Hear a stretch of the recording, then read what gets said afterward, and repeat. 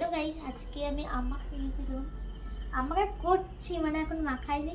আর ভাবলাম যে আমি দিয়েছি, আর তখনই আমার মনে হচ্ছে যে একটু ভিডিও করলে খুব ভালো হতো। কি বলবো আর, মানে সব মানে বেরিয়ে যায় পড়াশোনা করতে গিয়ে না।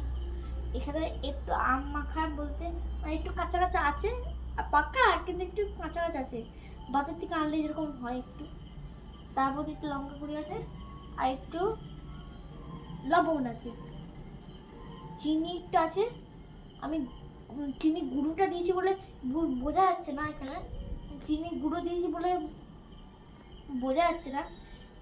আর টমেটো সস এক ফোঁটা দেওয়া আছে, এখানে কিচ্ছু বোঝা যাচ্ছে না।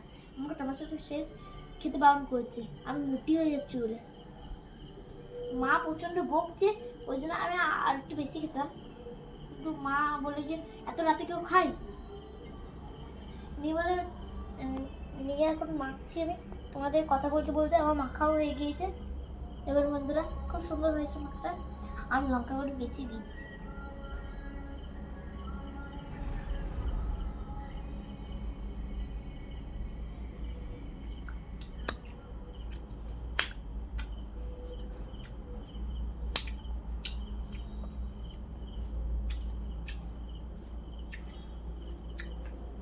আমি তো খুব একটা ঝাল খাই না, এটা ঝালদার টকটক মিষ্টি মিষ্টি হয়েছে। ভালো লাগলে লাইক কমেন্ট শেয়ার করতে একদম ভুলবেন না। শেয়ারও করবেন, লাইকও করবেন, কমেন্টও করবেন। আর ওই সাবস্ক্রাইবটা টিপে দেবেন, মানে বেল আইকনটা টিপে দেবেন।